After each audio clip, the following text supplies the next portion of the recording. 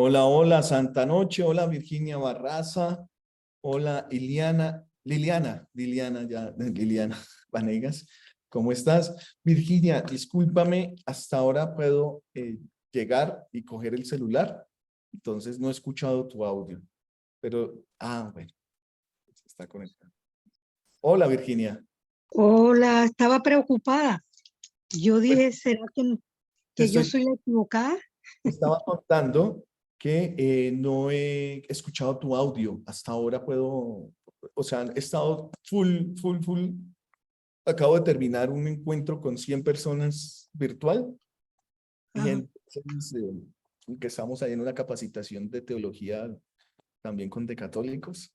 Se conectan 100 personitas de qué toda la... bueno. Entonces, no he podido escuchar tu audio, disculpa. No te preocupes, de todas maneras era para decirte que posiblemente no iba a asistir, pero me puse a pensar, ya son las últimas clases que ya no sé cuándo vuelva a reiniciar el otro diplomado, porque tengo que esperar pagar para poder comenzar el otro y era si conseguía quien se quedara con mi mamá.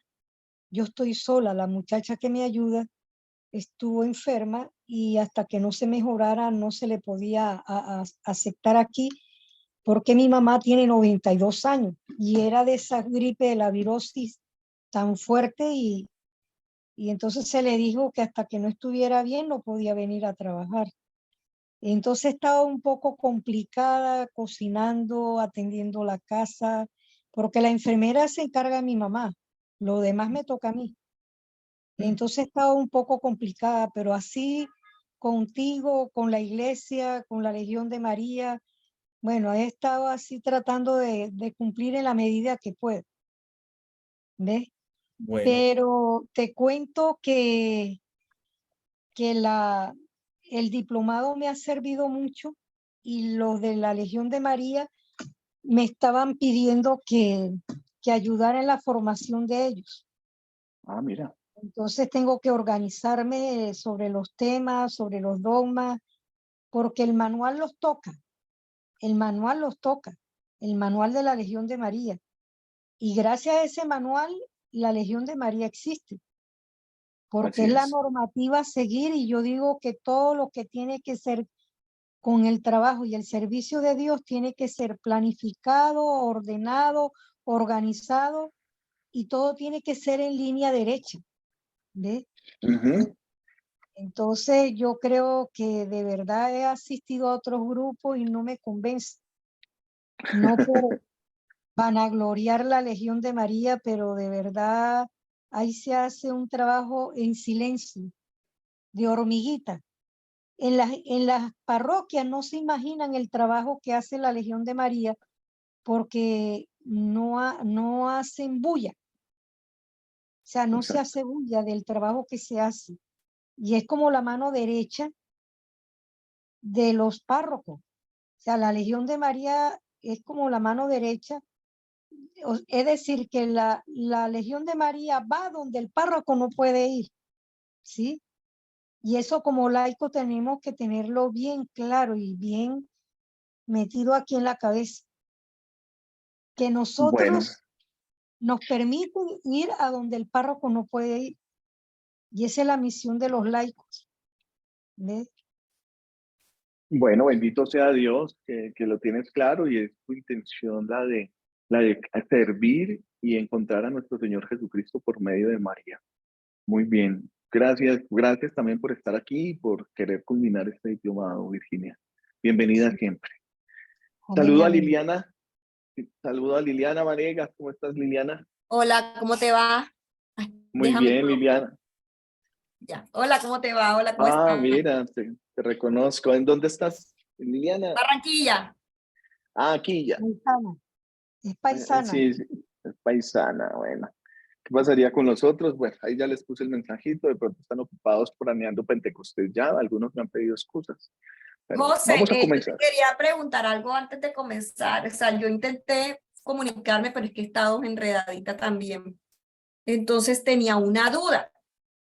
Y pues no sé si la duda tiene que ver también con mi profesión y de pronto yo estoy muy metida en la parte científica y de pronto por eso veo las cosas así. Pero cuando yo empecé a estudiar en la universidad, a mí me decían que tenía que tener muy presente las fuentes.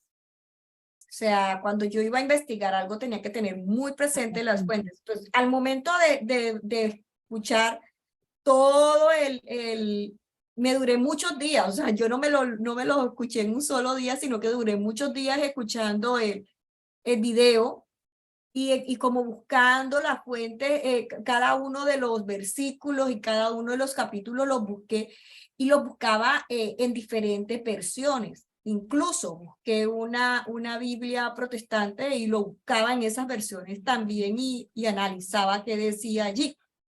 Porque, o sea, considero que teniendo, o sea, vine de ese caminar, llegué por allá, estuve por allá, y que parte de la familia de mi esposo prácticamente toda es de allá, pues yo siento que yo sí debo quedar muy bien preparada en este tema porque yo tengo que, pues mi celo apostólico me debe dar o sea, debo tener el argumento para saber defender todo lo que tiene que ver con María.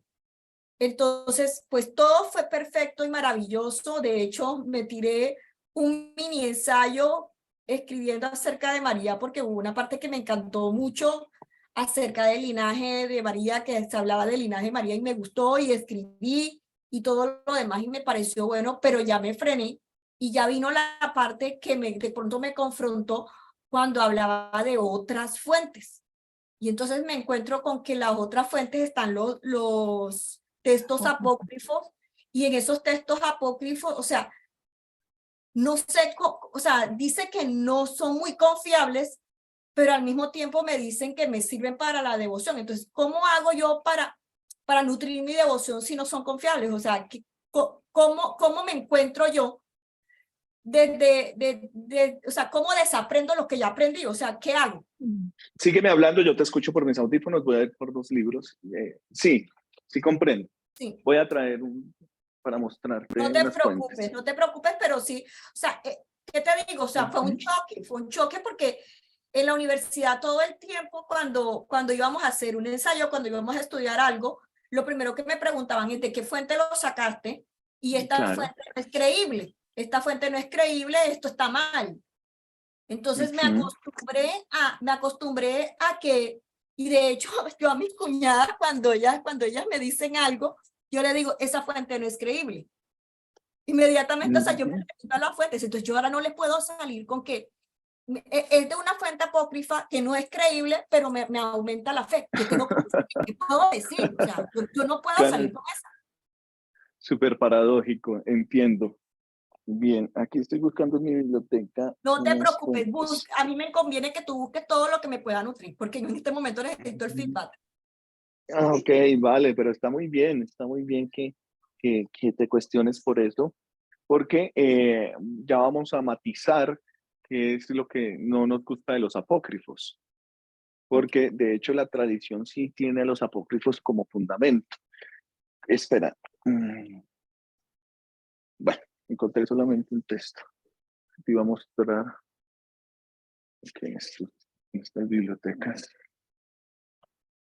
O quizás está aquí debajo. Ah, sí. Bien. Eh,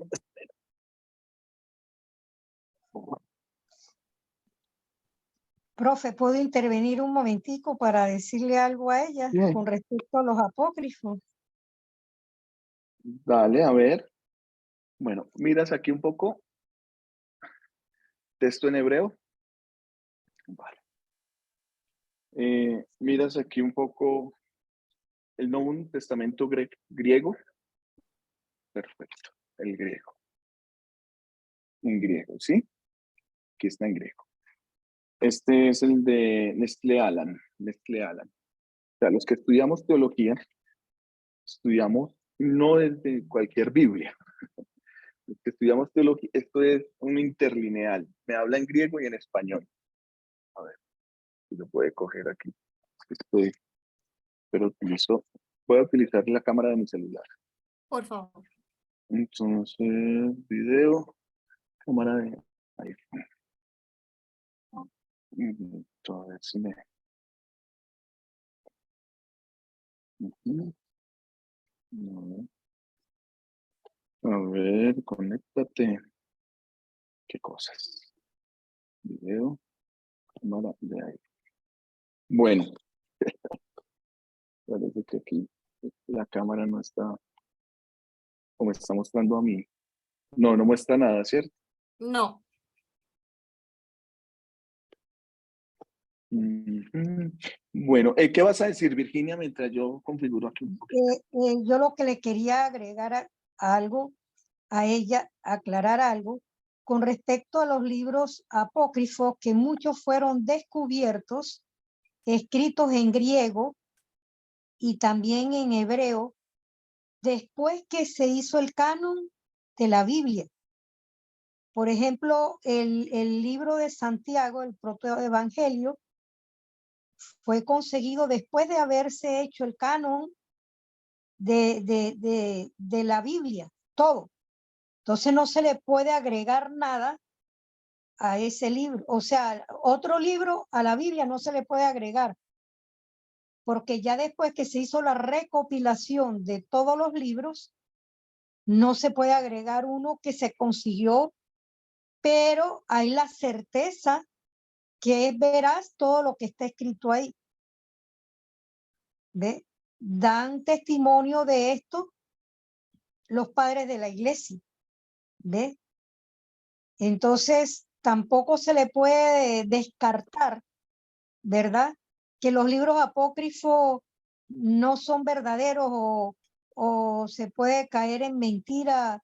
No, porque hay algunos libros apócrifos que fueron descubiertos después de la recopilación del canon y se ha dicho de que son certeros, o sea, tiene verdad certera, o sea, que no se puede dudar que lo que está escrito ahí es mentira, ¿sí? Bien, Virginia, muy bien, sí. Bueno, entonces no pude conectar, pero aquí tengo la Biblia en hebreo y en griego, que son las fuentes. Ya de pronto podemos ver, te voy a recomendar un curso gratuito, está en YouTube, te los voy a enviar, con respecto a la tradición de la Biblia y sus papiros, cómo se fue encontrando todo esto. Entonces, desde ahí tú puedes encontrar una fuente confiable de la Sagrada Escritura. Como dice Virginia, sí, en la canonicidad que tenemos de los 73 libros ahorita, pues nos hablan de la verdad revelada. Los otros textos no entraron porque no nos hablan se descubrió que no se habla de Cristo como el Hijo de Dios, no se habla de Cristo como la revelación del Padre, pero sí habla de algunos temas importantes que son importantes para el magisterio en un objeto secundario. El magisterio de la iglesia habla sobre objeto primario y objeto secundario. El primario es la gran revelación y que tiene como fuente la canonicidad de los libros que están allá en la Sagrada Escritura. Y segundo, el objeto secundario son todos aquellos textos que se adhieren siempre a la revelación. Entonces ahí tenemos algunos apócrifos que pertenecen, esos apócrifos, a los documentos del cristianismo antiguo. Uh-huh. ¿Sí? Y que también nos ayudan a nosotros. Esos estudios se llaman patrísticos porque pertenecen a los padres de la iglesia, estudios patrísticos que nos van hablando sobre cómo se fue conformando las comunidades cristianas antes incluso del concilio de Éfeso del 325 presidido por Constantino. Cuando sale el edicto de Milán, que antes, en el 323 sale el edicto de Milán diciendo que la iglesia católica cristiana es la religión del Imperio Romano. Antes del siglo I al siglo III, ya tenemos una riqueza de textos como las cartas de San Ignacio de Antioquía, que no entraron dentro del canon bíblico, ¿sí? Las cartas las actas de martirio de San Policarpo de Esmirna, ¿sí? Y algunos evangelios, como el evangelio de Santiago, el evangelio de Tomás, el evangelio de Judas, que no entran dentro del canon, pero no quieren decir que no tengan una analogía de la fe. Como dice Virginia, un criterio de veracidad. Porque la tradición ha tomado también muchas cosas de ahí. Y lo decía yo en el video pasado. Por ejemplo, Joaquín y Ana hacen parte del Evangelio de Tomás. Pero no, eso no está dentro de la canonicidad de la Biblia. De los 73 libros. Ahí no nombran a Joaquín y Ana, nunca nombran, casi no nombran a María. ¿Sí? La infancia misma de Jesús, que suponemos. Entonces vamos a verlo. Siempre nosotros, tú vas a encontrar muchas Biblias, muchas traducciones dinámicas. La más formal puede ser para los protestantes la Reina Valera, pero ellos le quitan los deuterocanónicos, y para nosotros la Biblia de Jerusalén, ¿sí? Que es la más apegada al texto griego, ¿sí? Entonces, te voy a recomendar ese, para que lo veas y me cuentas, Liliana, de un padre de la Universidad de San Dámaso, también a Virginia. Mejor dicho, se los voy a compartir aquí de una vez, porque Ok. me gusta ser eficaz en esos temas de formación. Se llama la Biblia San Dámaso, de la Universidad. San Dámaso es la universidad eclesiástica de Madrid, de la Arquidiócesis de Madrid. Es genial. El curso La Biblia y sus manuscritos se llama el curso. Es estupendo. Yo me lo he visto unas 10 veces. ¿Sí? Entonces, te voy a pasar episodio 1, las lenguas bíblicas. Porque, claro, cuando tú hablas de fuentes, pues tenemos que ir a las fuentes. Tenemos que ir a las fuentes y son argumentos de autoridad. Y hay fuentes documentales, como estos textos, fuentes arqueológicas también, ¿sí? Que vamos descubriendo, como lo decía Virginia, papiros nuevos que se siguen descubriendo, las catacumbas, ¿cierto? Son fuentes arqueológicas que nos hablan también y se van adheriendo a la revelación. Entonces, por ahora, estudiar, ahí les envié el link, son como unos 10 capítulos, con este padre que es bonísimo, es chéverísimo, en la Universidad de San Dámaso. Es el profesor de Biblia de allá de los sacerdotes. Sí, yo lo conocí y recomiendo mucho ese curso. Está ahí en YouTube, es seguirlo nomás. Yo sí tener papel y lápiz y una Biblia a la mano. Profe, Bueno, dime. en YouTube, yo he visto todo lo de un sacerdote, creo que español, que habla sobre los libros apócrifos y habla sobre la infancia de Jesús en Egipto. O sea, los papiros que consiguieron donde hablan sobre la infancia de Jesús en Egipto, donde hablaban que María, cuando estaba bebé el niño Jesús, los pañales que utilizaba Jesús, las personas que estaban enfermas iban para allá y ella les colocaba el pañal usado de Jesús y se sanaba. Sí, Eso o sea, de hecho, o sea, ¿qué te digo, Virginia? O sea, es que yo no estoy ajena y, o sea, desde el momento en el que, o sea, ¿qué te explico? Sí, o sea, yo estuve en el caminar y de pronto fui una católica muy light porque, ¿qué te digo yo? O sea, en mi infancia tuvimos una situación en la que salíamos poco de casa y al estar encerrados en casa no podía ir a misa y todo lo demás, entonces pues no tuve como la oportunidad yo te entiendo.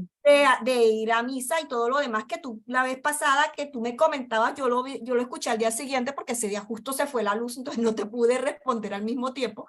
O sea, eso de pronto yo no lo viví como tú lo viviste porque yo no tuve esa oportunidad que tú viviste. Sin embargo, en mi casa yo me crié con mi abuela y mi bisabuela y no iba a misa ni nada, pero mi bisabuela siempre me decía, bueno, y mi abuela me colocó en un colegio protestante. O sea, me colocó en el colegio que me colocaron de primaria fue de protestante. Sí. Y mi bisabuela me decía, ojo, que eso es malo.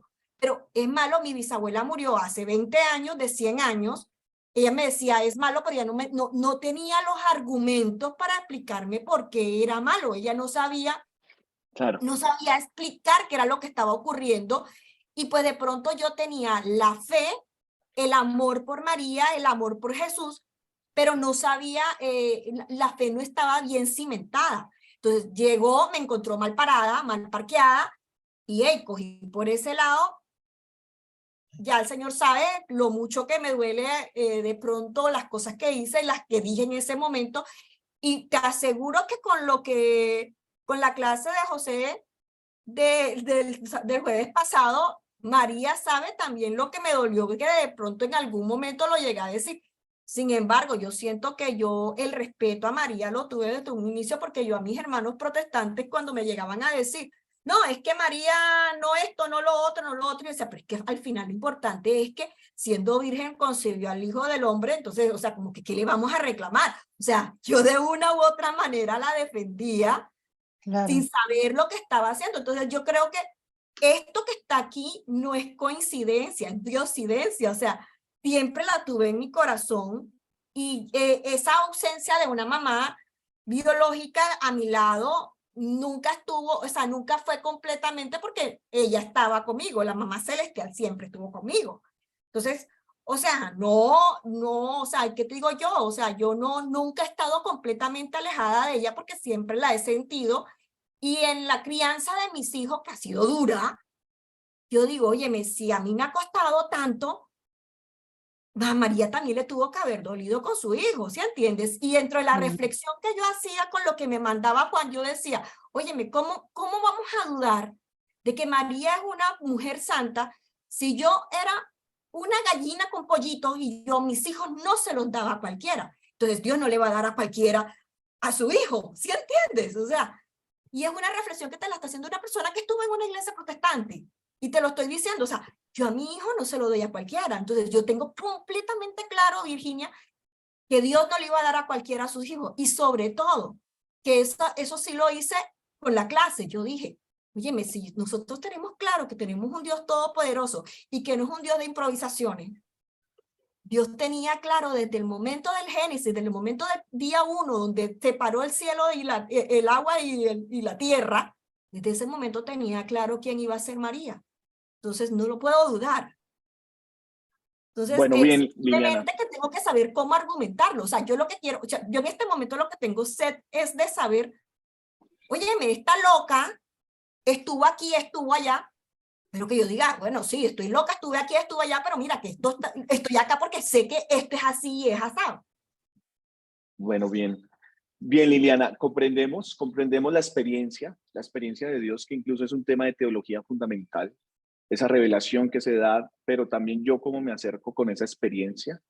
Ya has tenido una experiencia un poco, pues desde tu vida, pero también desde el ala protestante, un poco subjetiva. Vamos a ir decantando eso, vamos a ir purificando eso, y te invito para que vayamos del riachuelo al río, del río al mar y del mar al océano. Perfecto. Vamos poco a poco, porque de pronto al querer abarcar todo nos estamos encapsulando. Y tal vez el tiempos, personas y lugares también es un buen discernimiento. Tiempos, personas y lugares. Entonces, ¿en qué tiempo estamos? ¿A qué personas con qué personas estamos y en qué lugar? Entonces, te invito para que junto con Virginia veamos algunas fuentes con base en el tema que nos compete hoy de estas referencias biográficas de María, ¿sí? Que les he traído hoy. Entonces, si quieren, podemos leer un poquito para que nos vayamos también a lo que les he preparado cerca al texto. Y es que la Sagrada Escritura no va a aportar ningún dato de María hasta el momento de la Anunciación, perdón, en Lucas, ¿sí? Es decir, tenemos textos acomodaticios de María Santísima, textos que se han ido acomodando, como el de Génesis, como el de Apocalipsis, pero en el Antiguo Testamento, el de Isaías, tenemos textos que se han ido acomodando a María, porque nos hablan de una doncella, nos hablan de una mujer que va a tener un hijo, y decimos, esa es María, pero también otros en los padres de la iglesia dijeron, no, no es María, esa es la iglesia. ¿cierto? Ujú. Entonces, como que son textos que se le han acomodado a María. El primer texto, la escritura va a aportar mucho, pues es Gálatas 4:4, que nos va a decir Pablo, y eso lo tenemos ya, que es por todo lo que se ha hecho en la arqueología bíblica, sabemos que ese es el texto primero mariológico, pero debemos recurrir sobre todo a la tradición de la iglesia para poder conocer algo de la historia de su vida. Y es ahí donde entran estos documentos del cristianismo antiguo y también los apócrifos. Encontramos en los padres algo muy chévere y es la liturgia. ¿Qué es la liturgia? La manera de adorar al Dios que se nos ha revelado. Entonces, liturgia, 2 puntos. Adoración a Dios y Dios bendiciendo al pueblo que le adora. Eso es liturgia. Y lo hacemos por medio de unos ritos y un culto agradable a Dios, en donde el sacrificio ya no somos nosotros, en donde el sacrificio no es un animal, sino que el sacrificio es agradable al Dios Padre, que es el Hijo, Jesucristo nuestro Señor. Es el único sacrificio agradable al Padre.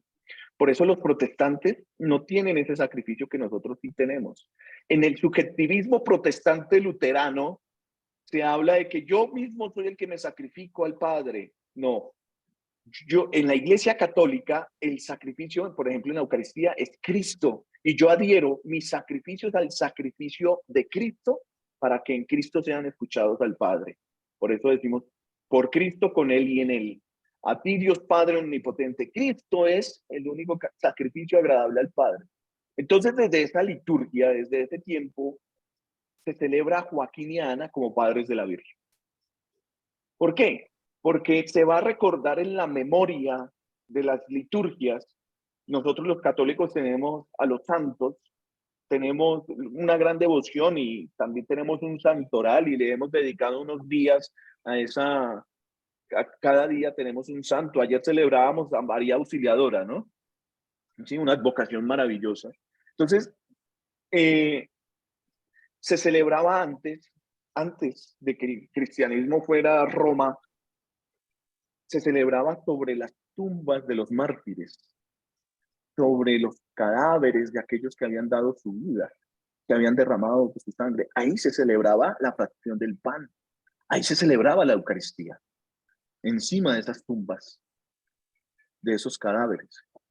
Entonces, no es que hayamos tenido el cadáver de Joaquín y Ana, sino que se recordaba en esa fracción del pan a Joaquín y Ana como padres de la Virgen. ¿Quién nos data todo esto? Tenemos documentos del cristianismo antiguo, como por ejemplo Claudio Josefo, un historiador, Eusebio de Cesarea, ¿sí? Y también en las cartas, en los documentos de la patrística. Yo tengo toda la colección en PDF, si quieres te la comparto, de la patrística. La patrística es del primer siglo hasta el siglo VIII, más o menos para nosotros los latinos, para los griegos, para los orientales, discúlpame la confusión. Y la patrística para los latinos, hasta San Agustín más o menos, hasta el siglo V de nosotros. Y son documentos riquísimos en teología. Entonces, San Epifanio, que es el primer padre de la iglesia que denomina a los padres de María con los nombres de Joaquín y Ana, tomando este nombre del protoevangelio de Santiago, como lo decía. Después va a venir San Juan Damasceno, San Modesto de Jerusalén, y van a llamar con los mismos nombres a los padres de la Virgen. De aquí que Benedicto XIV después va a afirmar, ya como su potestad de ser pontífice, le va a decir a las iglesias, ojo, porque tenemos varias iglesias dentro de la iglesia católica, Liliana.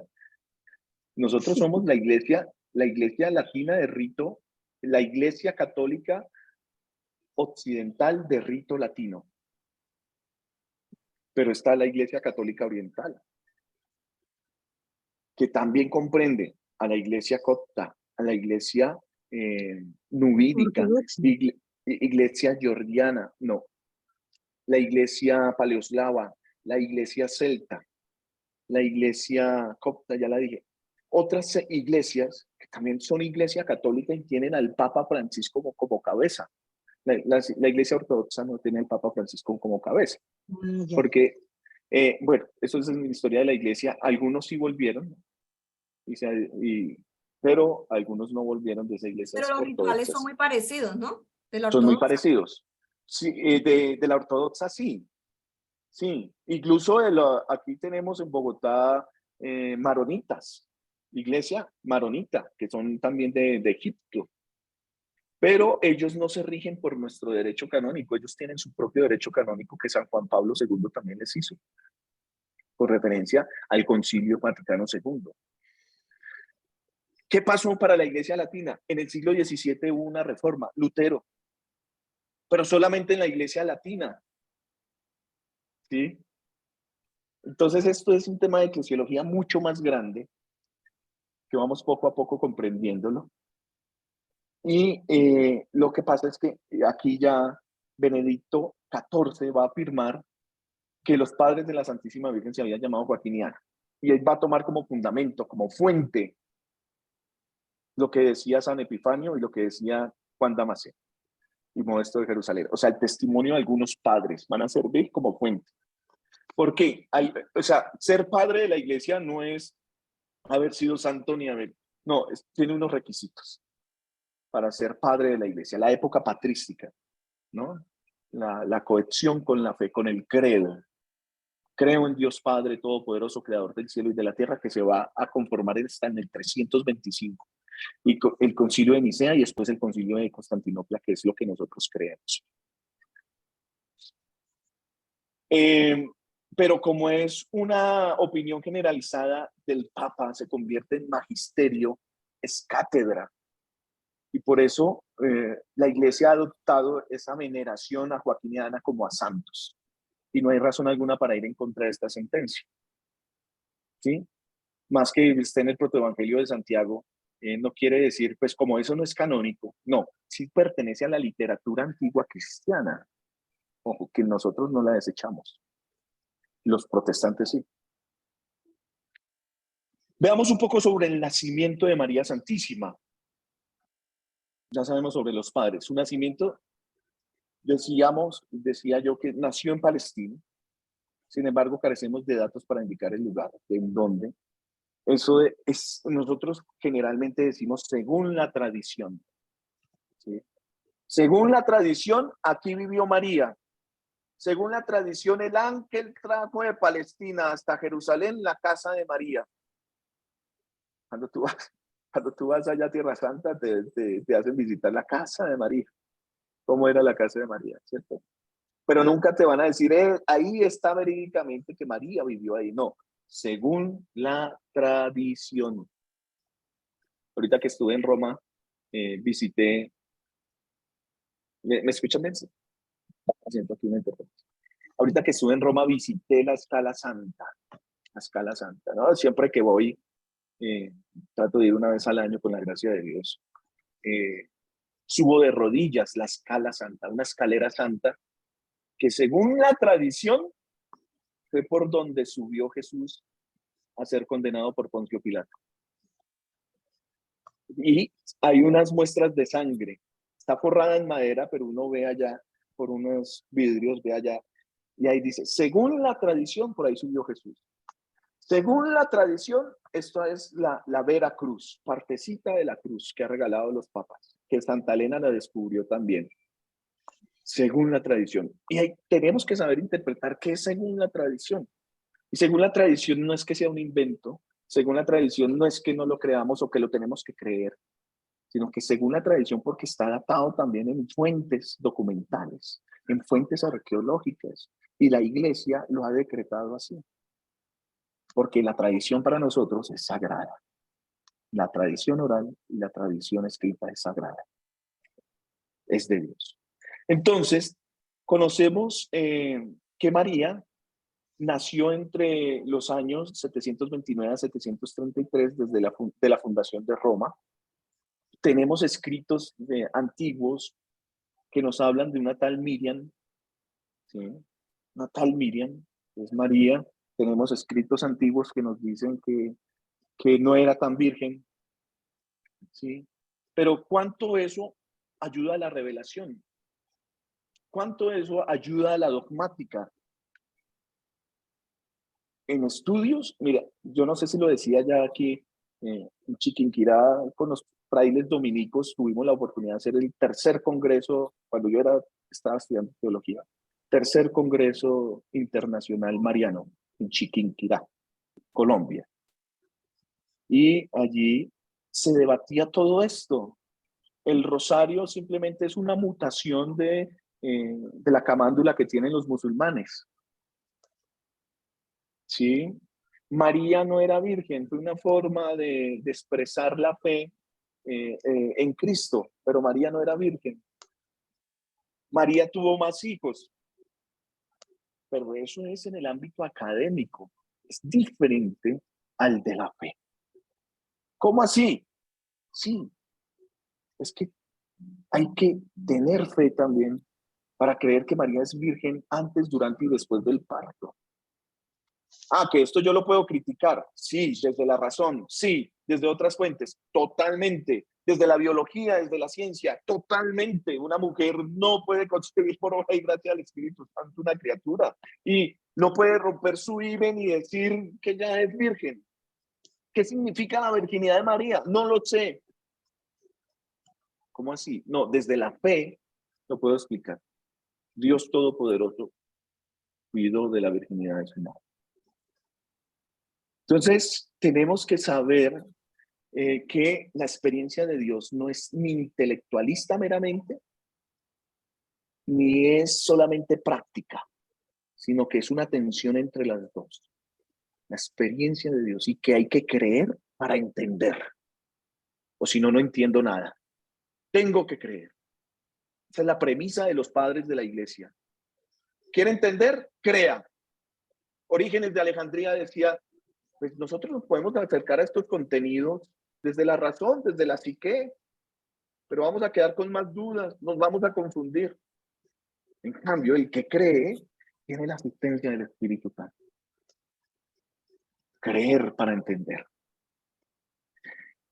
El linaje de María, tenemos dos opiniones, como lo veía, lo traje hoy aquí otra vez, porque son temas controversiales. Entonces, decimos, ¿por dónde nos viene Jesús? ¿Por dónde es el linaje davídico de Jesús?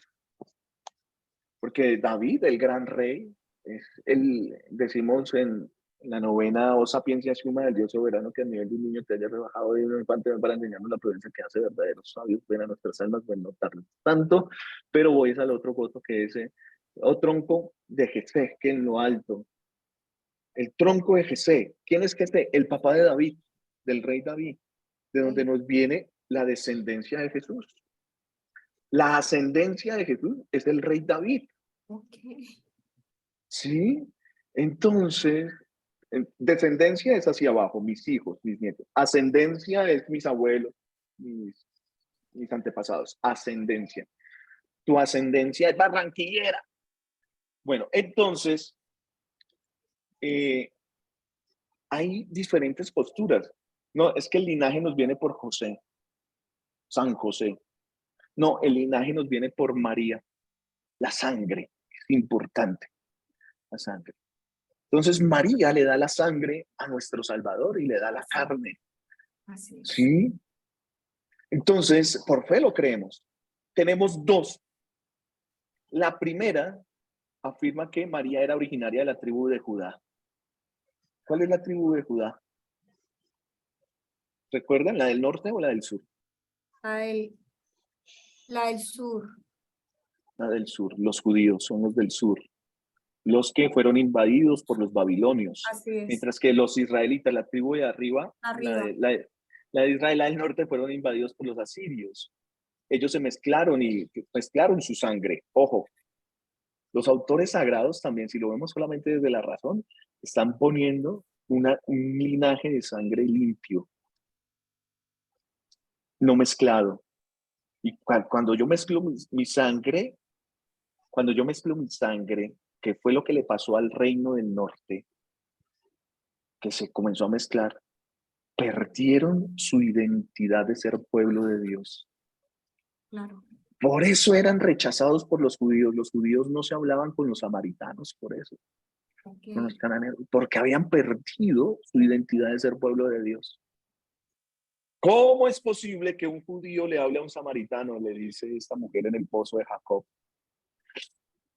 Entonces, la tribu de Judá, la del sur, se mantuvo limpia, no se mezcló. Ellos lloraban en los ríos de Babilonia, en las riberas, recordaban a Sión cuando, ¿sí? On the rivers of Babylon, allí sentados, allí llorábamos recordando a Sión. Y dicen que ellos fueron los que contemplaron, tienen la sangre de David, porque su sangre no se mezcló, que va a ser la sangre del Mesías. ¿Sí? Van a venir los babilonios, después viene Ciro el persa, los libera de Babilonia, los lleva a Jerusalén y Ciro les dice, bueno, pues reconstruyan el templo, el segundo templo, pero después va a venir Alejandro Magno, los va a invadir otra vez, viene el mundo griego, y después llega Pompeyo con el imperio romano, los invade, pobre tribu de Judá, pero nunca se mezclaron. Siempre fueron un resto de creyentes de que iba a venir el Mesías, de que Dios iba a enviar a un Goel.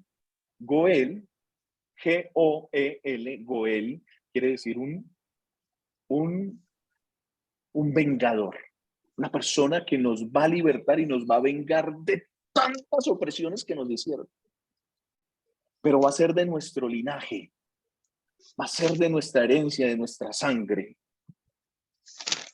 Y siempre va a quedar un resto, que van a ser los que se van a llamar los pobres de Yahvé, los Anahuín, de los cuales, de esa comunidad de los pobres de Yahvé, pertenecía María Santísima y José, de ellos que esperaban.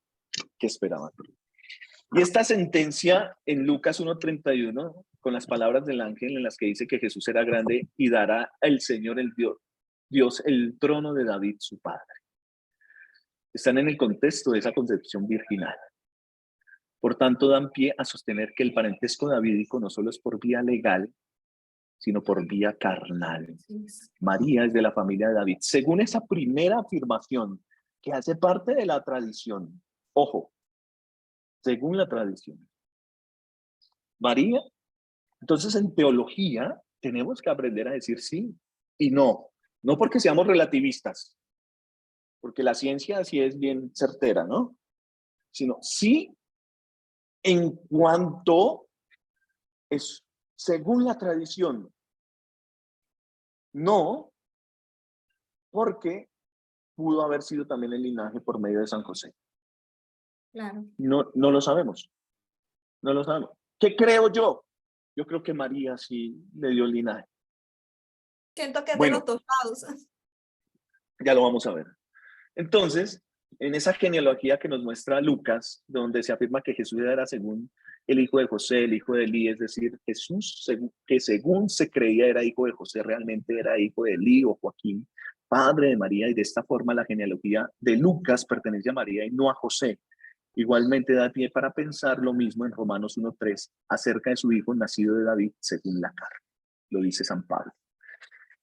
Que son, ojo, estos textos de Pablo van a ser primero que los evangelios.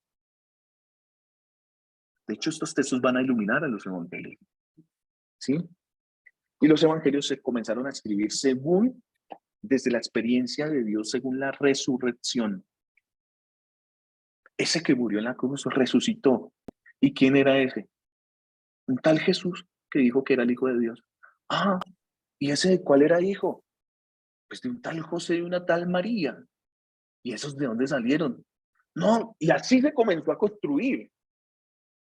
No es que ya hubiera estado revelado de una vez, Santa María la Virgen. No. Se comienza a construir a partir de lo cristológico, en cuanto le dé contenido al Cristo que nosotros creemos. La segunda opinión, que pertenece a una estirpe sacerdotal por su parentesco con Isabel, que era de las hijas de Aarón, por consiguiente también la Virgen era de la tribu de Leví, que los levitas eran los sacerdotes. Los sacerdotes. Un levita pasó y vio a un samaritano herido y por no untarse, no mancharse, siguió de largo. El sacerdote levita, por ese hombre que estaba ahí. Un hombre que bajaba de Jerusalén a Jericó. Y de la familia de Aarón, la ascendencia davídica de Cristo procede de José, su padre legal. ¿Ves? Debe tenerse en cuenta que para los autores bíblicos y para el pueblo judío, la ley del levirato, es decir, la descendencia jurídica y moral, tenía una importancia decisiva para catalogar la estirpe de una persona. Según esta teoría, Jesús, atendiendo a su filiación jurídica, es hijo de David, y según su filiación carnal, es hijo de Aarón. Por tanto, el Mesías es una en su persona, es Mesías aúna en su persona el carácter real y sacerdotal. Recuerda, según la tradición, lo que se le está queriendo dar a Jesús es una ascendencia de Mesías. Se está construyendo la teología cristológica. Se está construyendo que Jesús es rey y sacerdote. Rey porque es de descendencia de David. Sacerdote porque es descendiente de los sacerdotes de la tribu de Leví. Se está construyendo ahí. ¿Qué creo yo? Pues lo que la iglesia me dice. Lo que la iglesia ha interpretado por medio de los padres de la iglesia. Hablemos un poco de matrimonio, y es que María fue desposada con un varón de la casa de David llamado José, hijo de Jacob.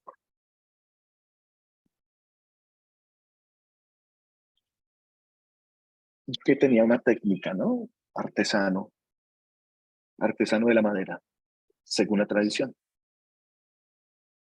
Era carpintero, según la tradición. Según las costumbres palestinas de aquella época, la edad de la virgen oscilaría entre los 14 y 18 años. El lugar fue Nazaret, pueblo de pocos centenares de habitantes, situado en Galilea.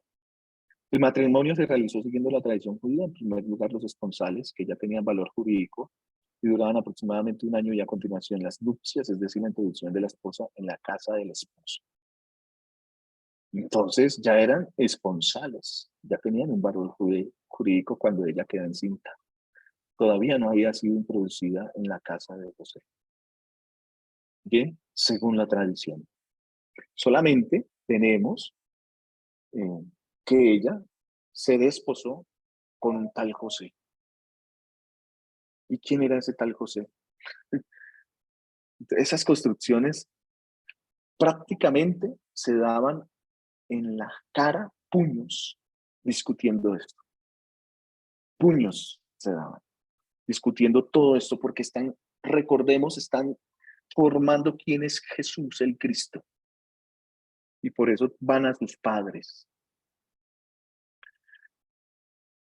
Por datos evangélicos sabemos que la anunciación tuvo lugar cuando ya se había realizado los esponsales, es decir,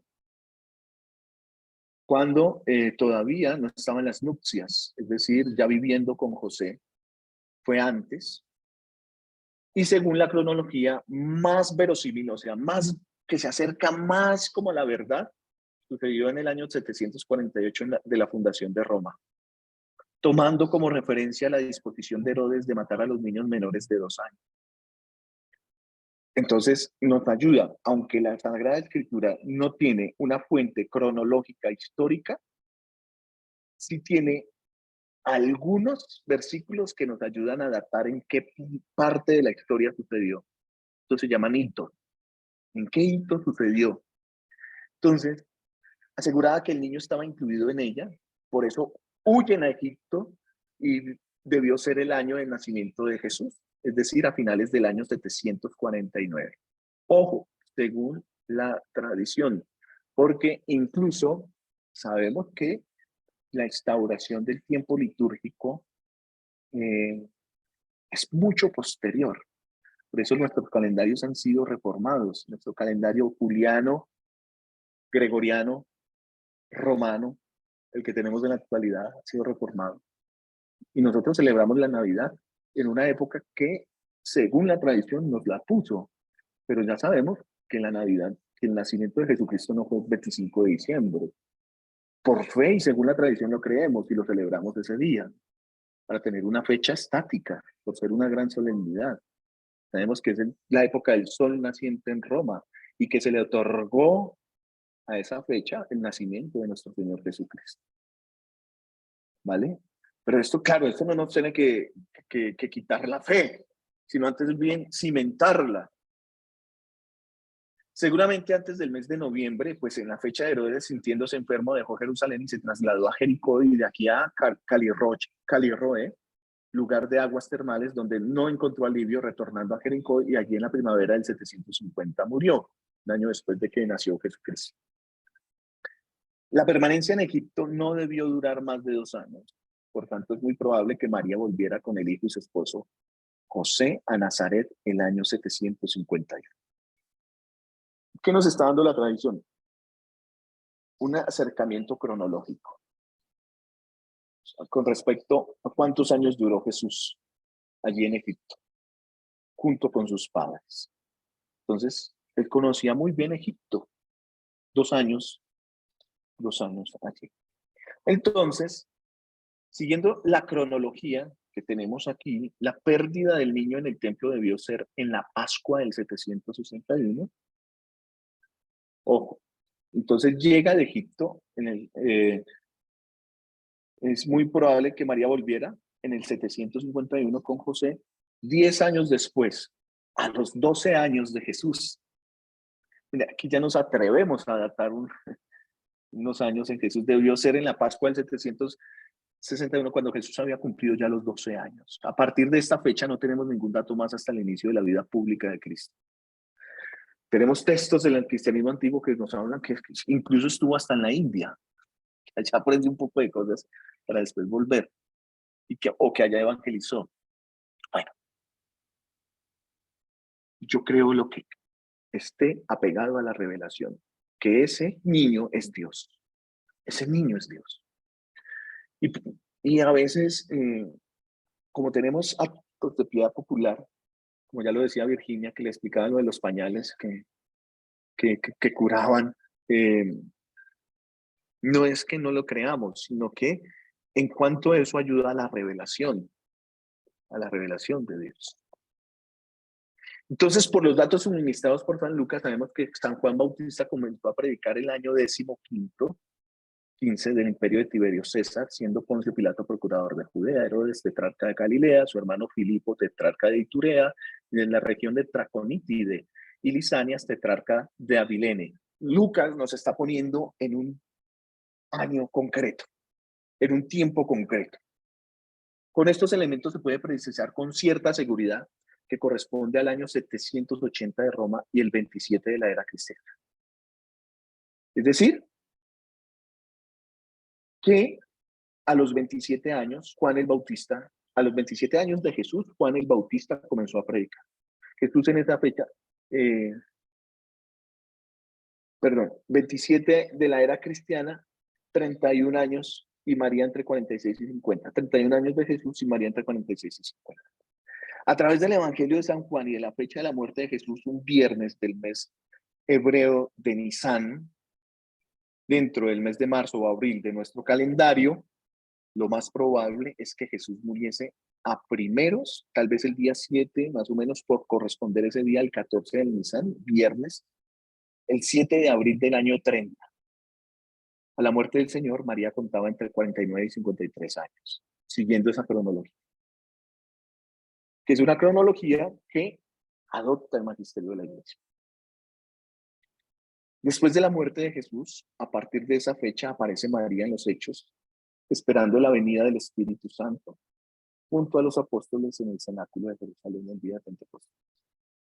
Por la cena del Calvario, sabemos que el discípulo amado Juan la tomó como madre y cuidó de ella solicitamente. A partir de aquí no tenemos ningún dato fidedigno, excepto que finalizado el curso de la vida terrena, Dios la llevó en cuerpo y alma a los cielos. La tradición, según la tradición, señala Jerusalén o Éfeso como la ciudad donde se realizó la Asunción de María Santísima. Bien, ya como para ir terminando, pues porque quise hacer otra vez como hincapié en lo que ya había dicho, podemos ver que la Mariología entonces va a tener un desarrollo en la patrística, sobre todo en San Ignacio de Antioquía. La Mariología en el año 110, mira, 110, Estamos hablando de un padre apostólico, el sucesor de los apóstoles, San Ignacio de Antioquía. Y encontrar los docetas, el docetismo, ¿qué decían los docetas? Que Dios fue tan grande, que Dios es tan grande, que no puede reducirse y hacerse carne como tu criatura. Si vino, vino en forma de espíritu. Entonces María no le dio carne ni nada. ¿Sí? San Ignacio de Antioquía en el 110 ya va a defender la realidad humana de Cristo al afirmar que pertenece a la estirpe de David por nacer verdaderamente de María la Virgen. Entonces, aquí tenemos ya una fuente del cristianismo antiguo, antes de que fuera el cristianismo religión del Imperio Romano, en donde se cree que María le dio la carne y le dio también el linaje de David, que fue concebido y engendrado por Santa María, y esta concepción fue virginal, y esta virginidad pertenece a uno de esos misterios ocultos en el silencio de Dios. Bien, entonces no sé tanto cuánto esto nos ayude. Sin embargo, seguimos confiando a Dios este misterio, y que nos aclare también nuestra manera de argumentar desde nuestro testimonio de vida esta fe que nos ha sido dada. Gloria al Padre, al Hijo y al Espíritu Santo, como era en el principio, ahora y siempre, por los siglos de los siglos. Amén. Bueno, Liliana, Virginia, yo creo que le hemos pegado a un tiempo, cierto, en donde las dudas también nos siguen asaltando, y en donde la posmodernidad nos dice, argumenta, busca fuentes, o si no, eso no existe. ¿Sí? La clase de mañana también es mandada, ¿verdad? En video. ¿La clase de? La grabación la vas a mandar mañana. Sí, esta misma. Ok. Sí, Liliana, sí, esta misma. Con la gracia de Dios y María Santísima. Amén. Bueno, les deseo pues un feliz resto de semana, una feliz noche, feliz descanso. Feliz noche. Gracias, Seguimos- muchas seguimos gracias. Profe, Dentro de 8 días. en 8 días. Ah, perfecto. ¿En 8 días acaba el módulo? Sí, el 31, ¿no? ¿Cuándo lo iniciamos? ¿El 8 días es 31 es 31? miércoles. Ay, espera. 31 es miércoles. Primero. Junio primero. Junio primero estaríamos en la fiesta de Jesucristo, Sumo y Eterno Sacerdote. Estaremos terminando este modulito. Hoy iniciamos el otro módulo, que es el de, ya les digo inmediatamente, el La segundo maternidad. módulo. Es la maternidad. El dogma de la Ok, maternidad. lo voy a ver aquí en el El signo. segundo módulo. Madre de Sí. Dios, la maternidad. Seguramente. Sí, la maternidad divina de María. Ujú. Que esto va a ser toda una discusión teológica, Mater Dei, la Theotokos. ¡Ah! Dios mío. Todo para demostrar que Cristo es Dios, que Jesús es Dios, que Jesús es el Cristo. Bueno, muy bien. Por eso es que la Mariología ya tiene unos presupuestos, la introducción a la teología. Entonces, cuando uno hace primero introducción a la teología, uno ya tiene algunos presupuestos de fuentes y demás para poder ya acercarse a los otros tratados. Pero no pasa nada, seguimos estudiando y seguimos recibiendo todas las dudas. Que el Señor les bendiga. Chao, nos vemos en 8 días. Gracias, chao, nos Chao, vemos. chao, Liliana. Gracias, chao, Chao. Virginia, gracias, chao. Estamos a la Bendiciones. orden. Gracias.